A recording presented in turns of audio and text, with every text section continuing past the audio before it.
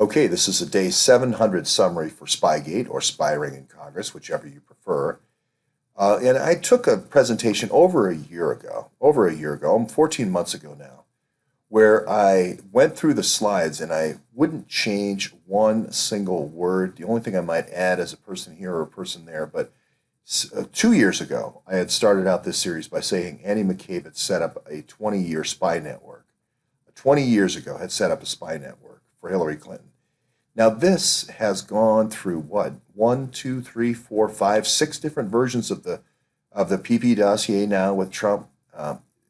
Sid Blumenthal being at the center of it all, David Grange being at the center of the weapons for drugs with Javid, pay to play. Now, those are two separate channels. I'm not saying that Grange is involved in any drugs.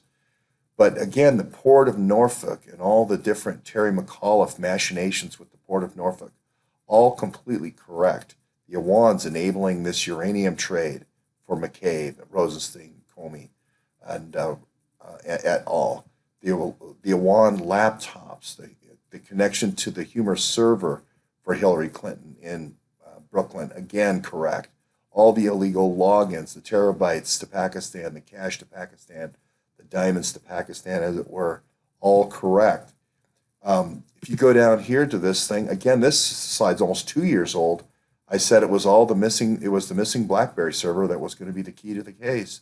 Look at where we are with Trump tweeting about the server. Where did the server go?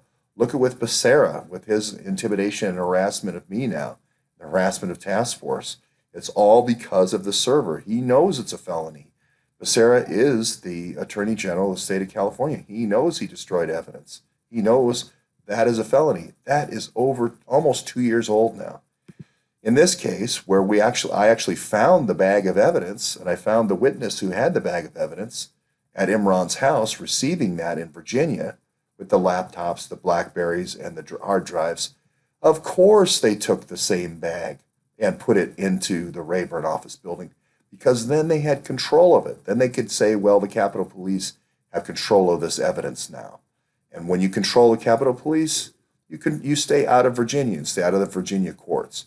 So they took our bag of evidence, my bag of evidence here with the laptops, the Blackberries, etc., and they just dropped it into a phone booth into the Rayburn office building in order to gain control of the evidence again. Again, that happened that was almost 14 months ago now with Taggart, and that caused the whole case to change, with it turning into a conspiracy case versus a simple bank fraud case. Again, the only journalist to ever actually find evidence in this case, with the possible exception of the good work by Jason Goodman finding the router at the Sprayer house. That's the only other journalist that's found evidence in this case. Other people have been given leads, but I'm talking about physical evidence. Again, we said that it was McCabe doing pay-for-play, quid pro quo for this Guns for Weapons network over 2 years ago. From the very first days of this investigation, we said, the places we said, Ed Clark and here Keith Ellison being the two key guys, where most of the money was laundered for purchasing these doped iPhones and iPads and so forth. Keith Ellison is one of the key places where operatives are brought in from these war-torn areas, especially Somalia. The connection to PAC ISI, nothing has contradicted this at all. Everything has confirmed this. We even have Halima doing a 111 sign. Admittedly, it's probably an I love you sign. But in the Muslim world, the 111 does mean it is sort of a symbol for ISIS. And the 111th Intelligence Division that Mike Flynn was a part of and trained this group and we still have people gunning their engines to prove that this network does exist here tonight in Maryland, that this is the 111th. The 111th in Fort Huachuca was where these folks came in, Yuma, Arizona, to be trained. They trained to fly unmanned vehicles if you're an Egyptian pilot, or if you're a pilot in the UAE Air Force or whatever Air Force. You learn to fly at the Unmanned Joint Flight Center in Nellis. And some people say it's the one just north of Las Vegas, the Cree one, where they do that unmanned flight training. Again, just more linkages. That's all that's happened in the last year.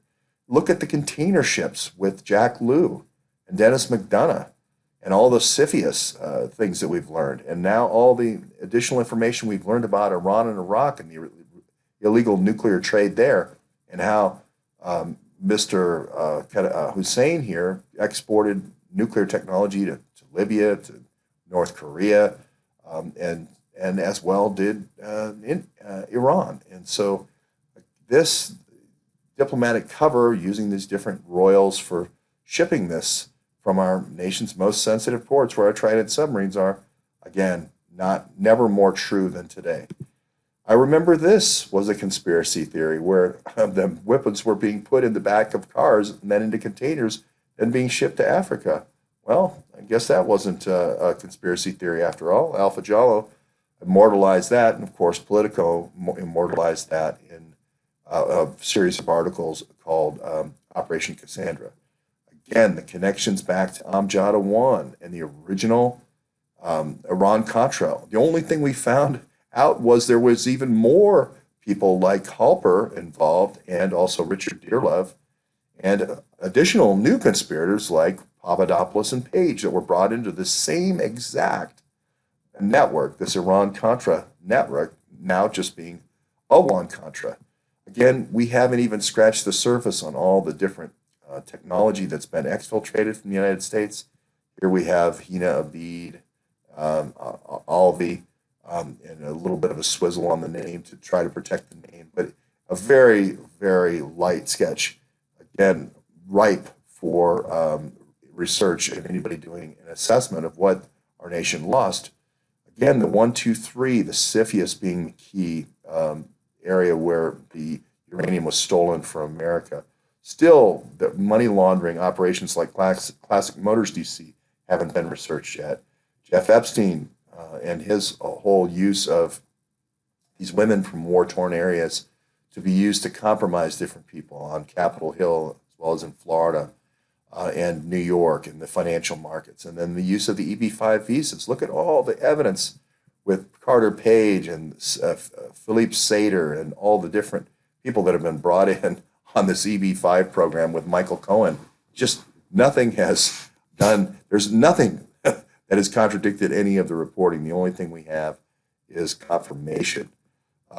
Diplomatic underground with the Navy Yard and Fort McNair, again, only confirmation that there was this cadre, this inner cadre of groups of intelligence operatives that, along with selling their weapons and selling their arms, felt like it was okay to drug teenagers and rape them, because that was one of the rape, pillage, and plunders pillars, I guess you could say.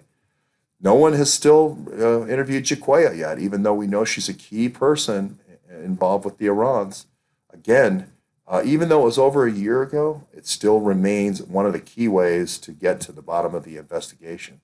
The 123 agreements and the House email that Imran used, 123@mail.house.gov, still is the key to the investigation.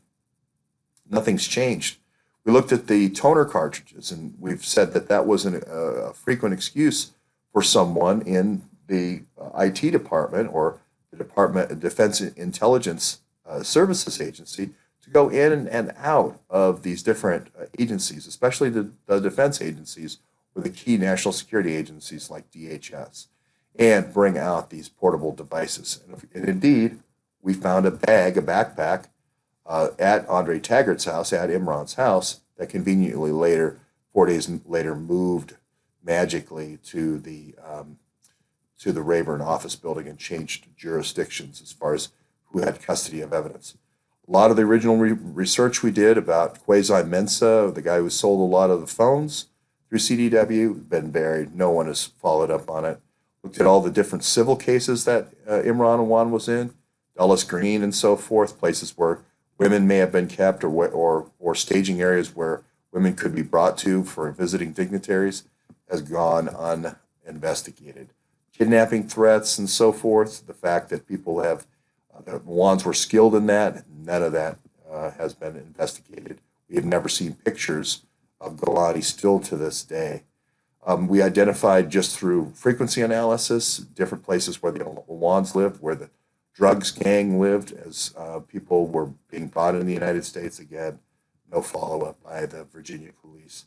And it just goes on, where we show that down in the ports near Salisbury University, that there was a car apart chop shop operation going down there. We put all the details out for the police in Maryland. Again, no follow-up whatsoever. We went through all the different cases that could be brought that Omar was involved in, all the different lawsuits. Again, no follow-up. We talked about Anthony's trusted staff, how all we had to do was remove one piece of paper to actually reveal who Anthony's trusted staff was between Huma, Anthony Weiner, and Hillary. Again, no action, no declassification. It goes on and on. The just evidence just pours out. We talked about the credit union transfers to different police in Punjab.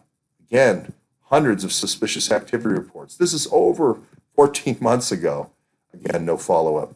We talked about the credit union CEO that had to step down over this, and the Kiko's chief administrative officers look into this investigation. Again, no follow-up. We talked about actually the LET, the actual part of the Awan tribe, and actually where the new hospitals were going with this purchase with Imran and Imran's dad and Rahm Emanuel. Again, no follow-up in the international courts. There's a little bit of follow-up with the Daily Caller working with a Punjabi journalist.